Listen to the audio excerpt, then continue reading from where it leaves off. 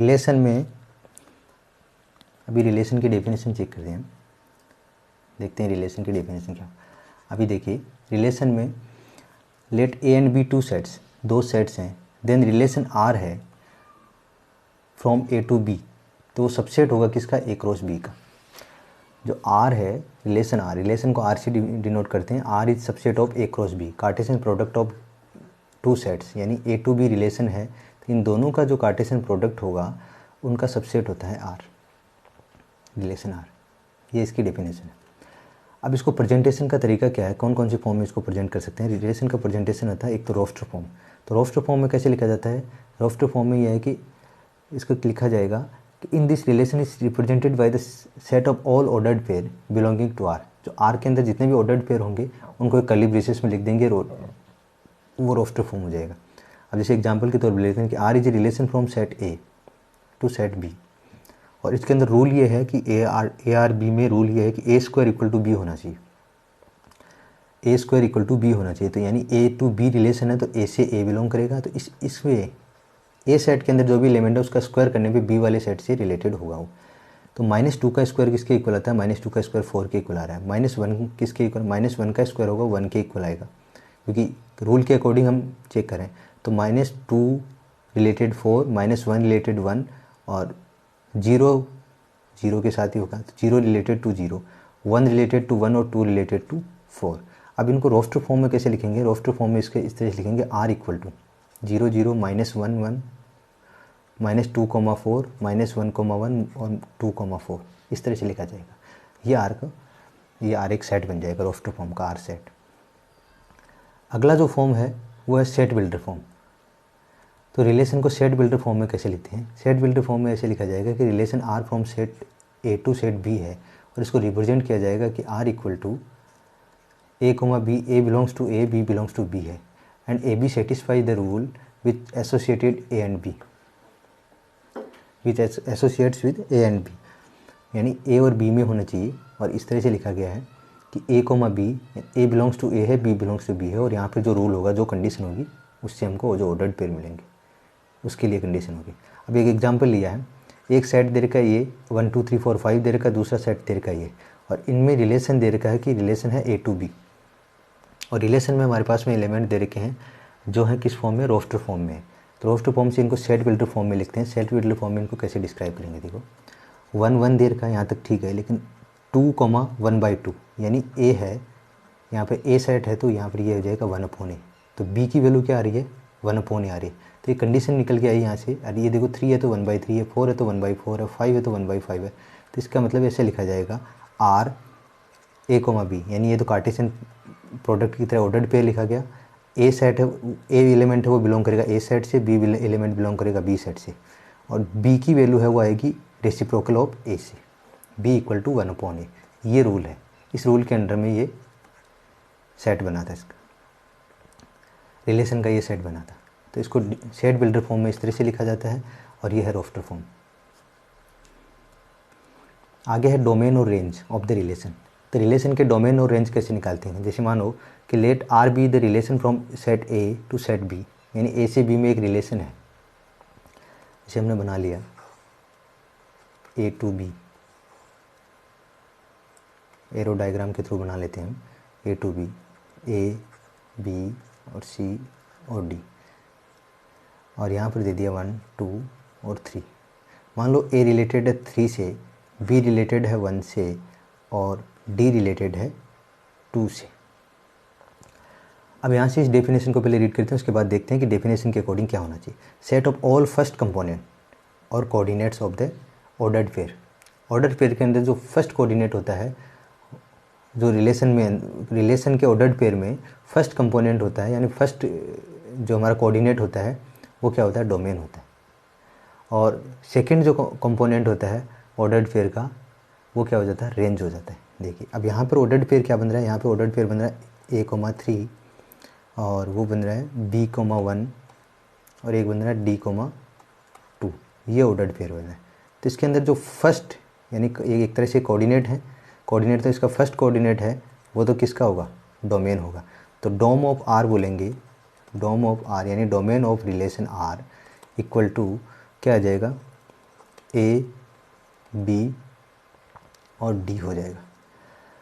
और रेंज क्या हो जाएगा यहाँ पर, रेंज हो जाएगा, रेंज वो जो क्या बोला गया सेकंड जो कंपोनेंट है ऑर्डर्ड पेयर का, तो ऑर्डर्ड पेयर का सेकंड कंपोनेंट क्या है 3, 1 और 2 है। तो यहाँ पे क्या बन जाएगा 3, 1, 2। अब आप इसको ऐसे भी लिख सकते हैं 1, 2 और 3 भी लिखा जा सकता है। अगर मानो यहाँ पर एक 4 और होता तो ये 4 रेंज में नहीं आता, यानी डोमेन भी यही रहता और रेंज भी यही रहता उसमें 4 होने के बाद भी। अब हम बात करते हैं इसका को डोमेन क्या होता है। को डोमेन क्या होता है, तो को डोमेन जो सेट बी में जितने भी एलिमेंट है वो सारे को डोमेन में होंगे, 1, 2, 3 और 4, ये को डोमेन होगा। एंड देखो the set B is called the codomain of relation R. तो बी सेट है उसको हम को डोमेन बोलते हैं। अब एक एग्जांपल दे रखा है हमारे पास, जैसे उस एग्जांपल में है कि इफ़ ए इक्वल टू दे रखा 1, 3, 5, 7 और बी इक्वल टू 2, 4, 6, 8, 10 और जो रिलेशन आर है वो हमारे पास डिफाइन है 1,8, 3,6, 5,2 और 1,4। इस तरह से कोऑर्डिनेट दे रखे हैं, ये अलग अलग कोऑर्डिनेट यानी ऑर्डर्ड पेयर में दे रखे हैं।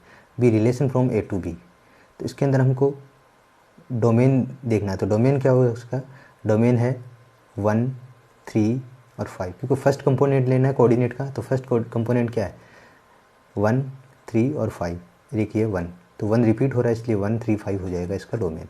और इसका रेंज क्या होगा, रेंज जो सेकंड कंपोनेंट है वो होगा तो 8, 6, 2 और 4, तो 8, 6, 2, 4 हो जाएगा। इसके अंदर सेट बी है, ए टू बी रिलेशन है, इसके सेट बी है वो हो जाएगा को डोमेन। इस तरह से हम डोमेन, रेंज और को डोमेन को डिफाइन कर सकते हैं। आगे है इन्वर्स रिलेशन। इन्वर्स रिलेशन देखो क्या होता है। इन्वर्स रिलेशन ये है कि जैसे ए टू बी एक रिलेशन है, आर एक रिलेशन है, तो जब बी टू ए हो जाएगा उसी रिलेशन को अगर बी टू ए लिख देते, रीड कर लेते हैं हम या उल्टा रीड कर लेते हैं, तो उसको क्या बोलेंगे हम, आर इन्वर्स बोलेंगे। ए टू बी को आर है तो बी टू ए क्या हो जाएगा, आर इन्वर्स हो जाएगा। इसकी डेफिनेशन ये है कि let A comma B two sets हैं, let R be the relation from A to B, यानी ए से बी में एक रिलेशन है आर। तो इन्वर्स रिलेशन में क्या हो जाता है, इन्वर्स रिलेशन ऑफ आर हो जाएगा डिनोटेड बाय आर इन्वर्स। इसको आर इन्वर्स से तो डिनोट करेंगे और ये हो जाएगा बी टू ए। और आर इन्वर्स के अंदर कैसे लिखा जाएगा, आर इन्वर्स को लिखा जाएगा बी कोमा ए और A B belongs to R, यानी ये ए कोमा बी है वो आर से बिलोंग कर रहा है, लेकिन आर इन्वर्स लिखा जाएगा बी कोमा ए, यानी उसको उल्टा कर दो तो ये आर इन्वर्स के कोऑर्डिनेट हो जाएंगे या आर इन्वर्स के ऑर्डर्ड पेयर हो जाएंगे। अब यहाँ से दोबारा से हम चेक कर लेते हैं कि ए कोमा बी जो बिलोंग कर रहा है आर से, तो बी ए बिलोंग करेगा आर इन्वर्स से।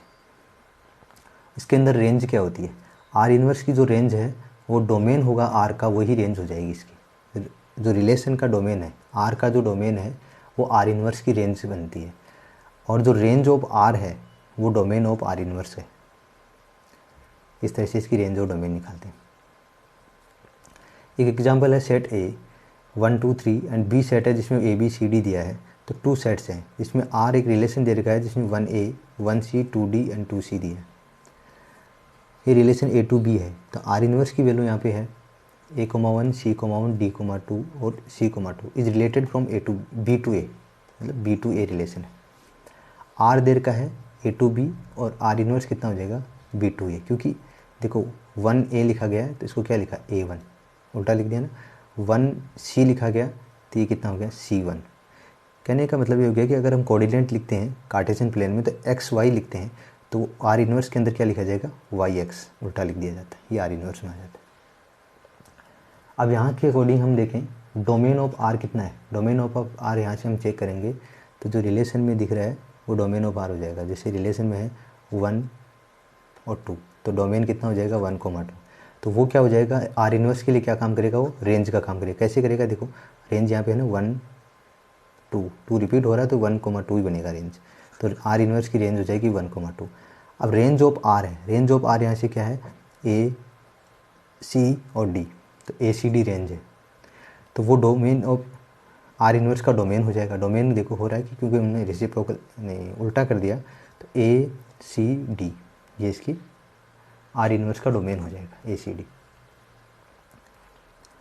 अगला एग्जाम्पल हमारा ये है कि let R be the relation on set A set on the set N of the natural number defined by, natural number को इस तरह से डिफाइन कर रखा है कि A comma B, A plus 3b equal to 12 है, A belongs to N, B belongs to N, N for natural number. तो अभी हम निकालते हैं पहले ए और बी की वैल्यू क्या होनी चाहिए। जैसे हमने ए और बी लिखा, सबसे पहले उस कंडीशन में, ये कंडीशन हमारे पास क्या रूल हमारे पास ये है, इससे ऑर्डर्ड पेयर मिलेगा हमको। तो पहले तो आर निकालना है, तो आर आएगा, आर आने के लिए हमको पहले ए बी की वैल्यू पुट करते हैं हम। बी रखा हमने मानो 1 रखा, तो 3 1 जा 3 हो जाएगा, फिर 3 में कितना प्लस करेंगे 12 आ जाए, तो 9 प्लस करेंगे। अब बी के अंदर वैल्यू 2 पुट कर देते हैं, तो 3 2 जा 6 हो गया, तो 6 में कितना प्लस करेंगे 12 हो जाए, तो 6 में 6 प्लस करेंगे तो हमारे पास 12 आ गया। और बी की वैल्यू अगर हम 3 रखते हैं तो 3 3 जा 9 हो जाएगा, 9 में कितना ऐड करेंगे वो 12 बन जाए, 3 ऐड करेंगे। अब 4 रखेंगे तो 4 3 जा क्या बन जाता है 12 बन जाता है, तो 12 में हम 0 ऐड करते हैं तब भी 12 बनता है। तो 0 नेचुरल नंबर से बिलोंग नहीं करता, क्योंकि इन्होंने बोला है कि ए और बी दोनों की वैल्यू नेचुरल नंबर से होनी चाहिए, तो ये ऑर्डर्ड पेयर नहीं हो सकता। तब आर का जो सेट है वो कैसे बनेगा, आर सेट बन जाएगा 9,1 और एक बनेगा 6,2 और एक बनेगा 3,3, इस तरह से आर बनेगा, आर सेट बन जाएगा। अब इसमें डोमेन क्या है, डोमेन ऑफ आर, तो डोमेन वही होगा जो फर्स्ट एलिमेंट है, तो इसको लिखेंगे डोम आर इक्वल टू आ जाएगा 9 6 और 3, और range of R, range of R आ जाएगा 1 2 3, रेंज ऑफ आर आ जाएगा 1 2 3, ये रेंज हो जाएगी। और डोमेन है 963 या 369 भी लिख सकते हैं। आगे है वॉइड रिलेशन, यानी टाइप ऑफ रिलेशन में वॉइड रिलेशन आ गया।